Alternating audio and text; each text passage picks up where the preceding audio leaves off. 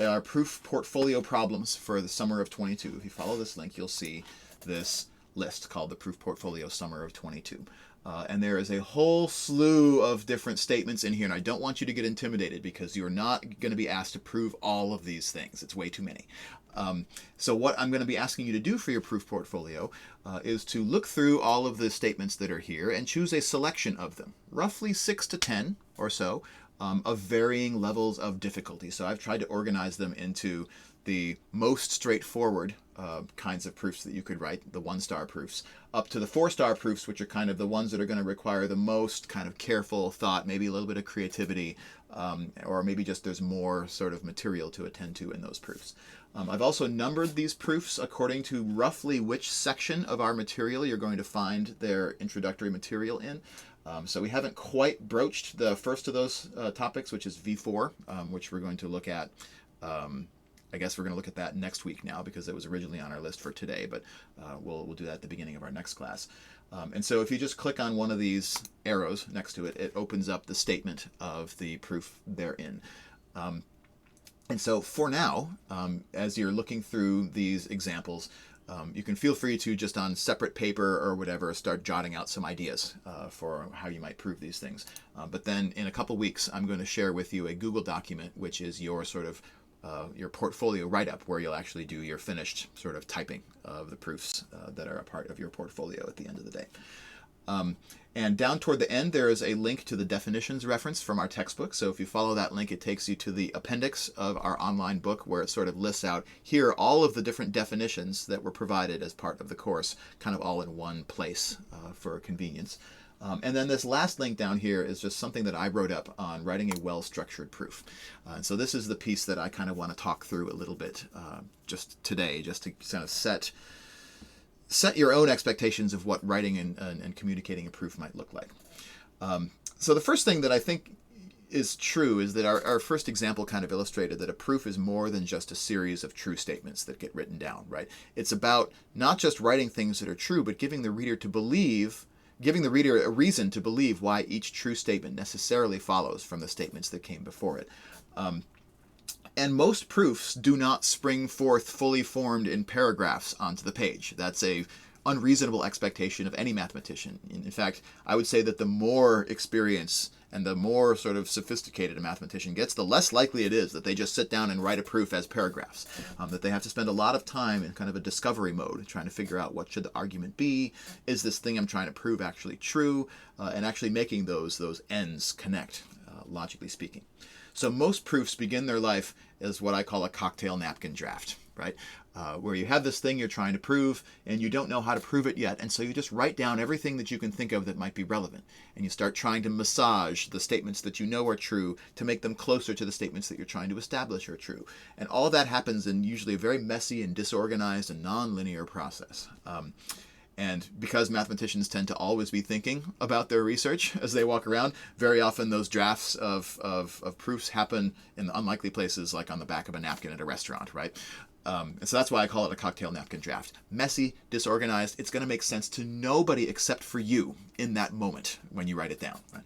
So when you discover a proof on the back of a cocktail napkin, your next job is going to be to rewrite it for your own sake. So rewrite it in a way that's going to make sense to you later when you come back and look at it again. So the example I put in here is this piece of a cocktail napkin proof that's a part of one of my YouTube Real Analysis videos, just using it as an example. That this cocktail napkin I wrote down during the process of producing this video, but looking back at it, I realized that it's going to make no sense even to me, looking back at just what's on the napkin. And so I recommend kind of writing it down and trying to make sense of what is the logical step-by-step line of reasoning that was used. And you can sort of abbreviate and skip steps, but make it something that you're going to be able to understand when you look back at it later. So you're widening out the audience. Cocktail napkins, the audience is nobody. This step, after you rewrite it, the audience is yourself, so that you can reconstruct your argument later on. And then comes the tricky step, which is to write it in a way that everyone else is going to be able to understand that might pick up your proof and read it as well. And so this is where some top-level structure to a proof is really helpful. most of us came up through a writing and composition education in high school and early college that sort of prized the 5-paragraph essay rhetorical writing format, right? Give your thesis paragraph, and then give each of your 3 main points a paragraph of its own, then put in a conclusion paragraph. Bob's your uncle, you've written a 5-paragraph essay. Proofs, I think, can also follow a similar format, right? The same thing that makes a 5-paragraph essay a really useful rhetorical structure also makes a similar structure very useful in writing a proof that will convince the reader of the truth of the conclusions that are being made. So what the 5-paragraph format looks like for a proof is the first step is to introduce the thesis. So write a precise statement of the result that you're about to prove. This usually comes before the word proof appears as part of your writing. So in the example we looked at here, that first step is the careful statement of the theorem up here at the top. Let n and m be 2 integers. If n and m are both odd, then their sum is even, right? So that kind of takes the place of the thesis paragraph in the 5-paragraph essay. That way, whoever's reading this knows exactly what you're about to go and try to prove, right? Before you start to try to prove it. And then the proof itself begins in the second step. And the second step is called setting the context. And in this step, you restate all of the assumptions that went into the statement of your theorem. So what are the assumptions here? N and m are 2 integers, and n and m are both odd.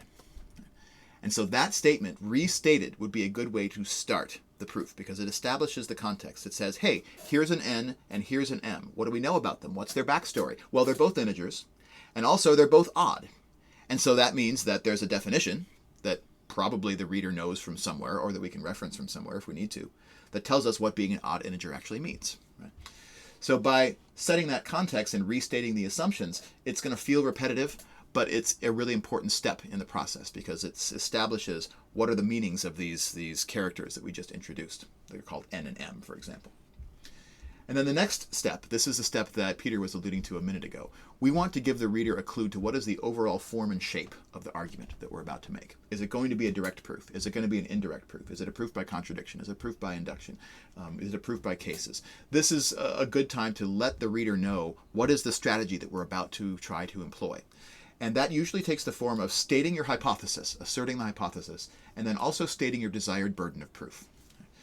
So in this example, if I'm going to try to write a direct proof of the statement, if n and m are both odd, then their sum is even, then what I would say is let n and m be odd, or assume n and m are odd, or suppose n and m are odd, whatever reason, whatever word you want to put there. And then I would write, we will show that their sum, n plus m, is even.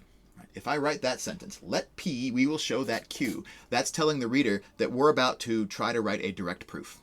That way the reader knows exactly what is the goal that we're aiming towards. Like, what is the statement which, once we've deduced it, we have finished the proof. And if we're writing a direct proof, that statement would be n plus m is even. Right? We will show that n plus m is even. Right? So asserting the hypothesis and stating the desired burden of proof is the next important step in the process. And at that point, we have the statement of the theorem, we have the first 2 or 3 lines of a proof. And then comes all the actual meat and potatoes of the proof, listing out all of your implications, everything that connects your hypotheses that you asserted to the conclusion that you're trying to draw, which is your burden of proof. And so this is where you do each of your logical steps along the way, making sure that you warrant each implication. So don't just say, therefore, 2k is an even number. You'll say, therefore, by definition of even integer, we see that 2 is even. Or, therefore, by theorem 3.2.6, we can deduce that blank, right? So, including a warrant for each of your implications as you go along, and also introducing every character before they speak. So, telling the reader what k is and where it came from before k makes its first appearance in the proof is a useful thing to do. And then finally, once you arrive at that conclusion, this was a point that Team 1 brought up here, that the conclusion should be pronounced because sometimes it's easy to miss. I agree. And so when you reach that end of the proof, you want to tell the reader, hey, this is the end of the proof, and restate the conclusion. This is particularly important if your proof is an indirect form of proof, like contradiction or contrapositive, where the conclusion that you reach, the burden of proof, doesn't sound exactly like the statement that you were trying to prove in the first place. And so you have to kind of remind the reader, because this was a contradiction, that proves that blah, blah, blah, right? Whatever your original statement was that you're trying to prove. So this is sort of the overall shape that is a kind of a useful shape to have for your proof. Introduce the thesis, so write out the theorem statement. That was already done in this example that we looked at before. Then set the context by restating all of the assumptions that you need to make.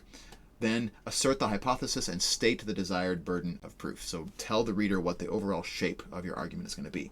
Then you make your argument with a warrant for everything along the way. And at the end, once you reach the conclusion, make sure to emphasize the conclusion and the fact that that conclusion that you reached proves the statement that you were trying to prove in the first place. So all of these recommendations, this stuff that I wrote up here, this is all, you can find it from the proof portfolio link in Canvas. Just scroll down to the bottom to the section that says writing a well-structured proof, principles for proof writing, a well-structured proof. You can get to that through there as well if you want to look back at that later.